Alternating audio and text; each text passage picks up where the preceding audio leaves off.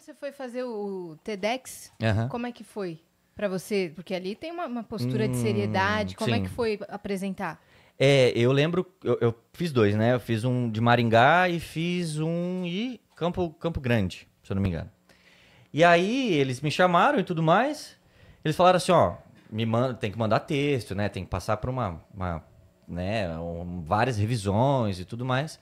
Só que eu falei assim, cara, eu quero colocar umas piadas no meio, eu quero colocar uma brincadeira no meio. Não, mas o TEDx me fala o que você vai fazer. Então a gente tem que, até mesmo o que a gente vai falar, tem que passar por uma curadoria, tem que passar por uma avaliação, porque querendo ou não, é um baita de um evento, né? O TEDx, assim, abre portas em vários quesitos e você tem que levar a informação com responsabilidade, né? Então, nesse último eu consegui colocar umas brincadeiras, umas coisinhas mais, falando de ficante e tudo mais, aí a galera gostou.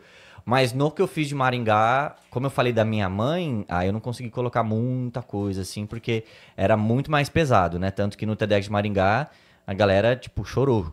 Terminou, a galera chorou, vindo me abraçar e tal, porque eu falei da minha mãe, né?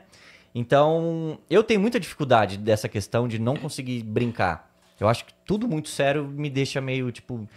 Vamos levar a vida com mais leveza, né? Vamos rir de algum... Não rir só da desgraça, mas rir da vida também. Ser mais leve em alguns quesitos. Eu acho bom. Como é que foi que você chegou nisso? Pra falar de relacionamento, o que te levou a isso? Eu tentei fazer stand-up. Tentei, só que eu sou ruim. Eu sou muito sem graça. Muito, tipo...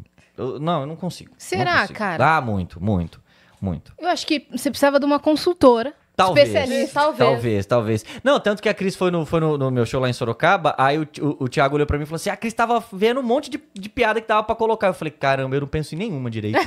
Entendeu? E ela com um monte de piada. Teve uma hora que... eu não vou lembrar o que agora, mas teve uma hora que você falou um negócio, você passou assim, parece que contornou a piada e voltou. Eu falei, não! Ah, meu Deus, me fala! Não vou lembrar agora. Nossa senhora, numa dessas interrompe o show, fala, não, vem aqui. Não manda o texto pro TEDx, manda pra Cris. Vou mandar pra Cris. Ela coloca as piadas.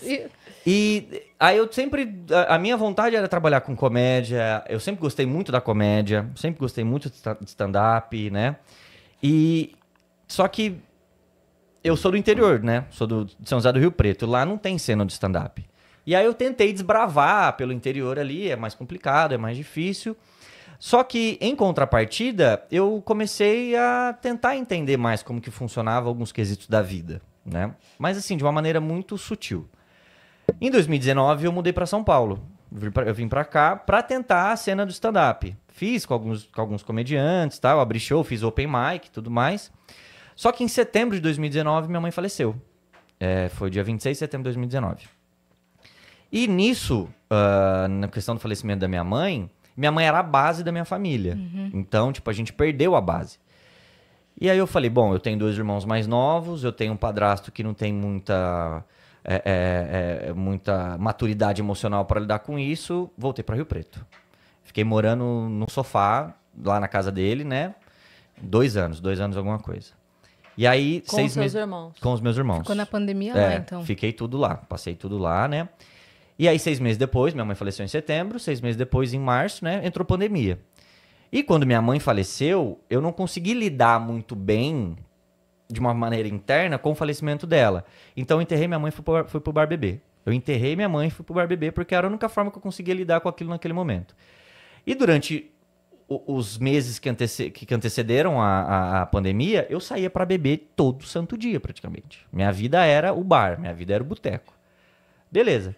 Entrou pandemia, a válvula de escape que eu tinha eu não tinha mais, né? Eu fiquei lá, né? O isolamento, fiz tudo certinho. Falei, cara, e agora? Agora eu vou ter que lidar com os monstros. Agora eu vou ter que lidar com os meus medos. Foi quando surgiu um vídeo do Clóvis de Barros Filho. Cara, a hora que ele começou a falar, eu falei, maluco do céu. E aí eu comecei a gostar ainda mais. Eu já gostava de entender um pouco sobre a vida, mas eu falei, não, mano, é isso. Comecei a ler, pegar livro. Eu acho que na pandemia eu devo ter lido uns 200 livros. Pra base de uns 200 livros. Comecei a comprar, ler, pá. Você mudou seu hiperfoco, Mudei completamente. Aí chegou um amigo meu e falou, por que você não produz conteúdo pro TikTok? Falei, que mané, que TikTok, que? Me respeita. Vai, ele falou, não, mano, ó, produzi conteúdo aqui. Ele filmou da tela do computador dele, tinha dado 1 milhão de visualização. Falei, vambora. E comecei a produzir conteúdo. E fui. Meio que despretensiosamente. Trabalhava numa agência de publicidade, né? Que eu sou formado em jornalismo de publicidade. Comecei a trabalhar e começou a bombar. Começou a ir... Eu falei, acho que eu consigo tirar alguma coisa daqui. E comecei a produzir conteúdo também falando de relacionamento. Porque todo mundo que passou pela minha vida, principalmente as minhas amizades, sempre me procuravam para falar de relacionamento. Então foi uma coisa que eu sempre gostei. Eu falei, por que eu não vou atrás, então, para entender mais sobre questão da filosofia, questão da psicologia, o que falam sobre as relações, né? Aí eu comecei a postar e a galera aparentemente gosta. E aí eu tô aí desde 2020 fazendo conteúdo todo dia. Sobre relacionamento. Sobre relacionamento, sobre vida, sobre filosofia. Eu falo muito sobre relacionamento porque as pessoas me pegaram como referência para falar sobre a relação, né? Falar sobre término, falar sobre relacionamento saudável, mas eu também tô tentando perambular para falar um pouco mais sobre vida saudável, né? Uhum. Agora tô fazendo psicologia, então a minha ideia não é ser um psicólogo de relações. A minha ideia é partir mais para a área de neuropsicologia depois. Para manter uma vida equilibrada assim, em todos os níveis, né? Porque o relacionamento, se a gente pegar para analisar os pilares da saúde mental e os pilares da inteligência emocional, tem também a questão da forma como a gente tem a gestão das nossas relações. Porque o estar vivo é estar com interação o tempo todo. A gente está com interação com pessoas ao nosso redor, a gente tem interação com o mundo e tem a relação com a gente. Entende? Então, muitos quesitos das relações que a gente tem, não só para as relações amorosas, mas também com as relações com a nossa família, com os nossos amigos, a relação de trabalho.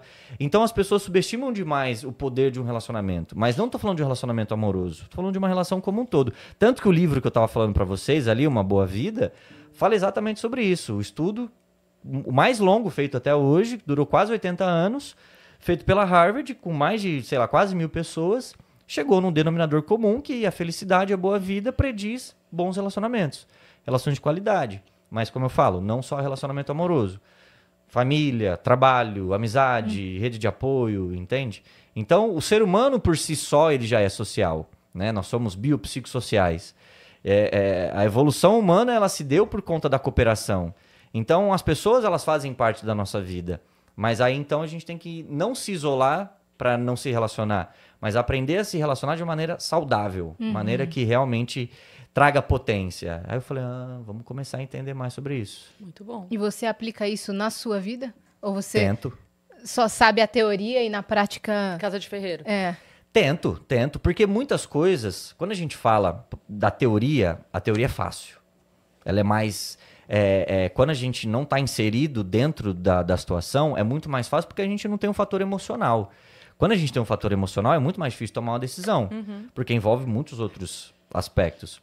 Então, na teoria, quando eu estou fora do acontecimento, tanto que tem uma frase que fala, quanto mais próximo você está, menos você consegue enxergar. Né? Para você ver a ilha, você tem que sair da ilha. Sim. Então, na prática, eu tento. Não posso falar que eu sou 100%, porque seria hipocrisia da minha parte. Entende? Eu erro também. Às vezes eu sou imaturo em muitas coisas.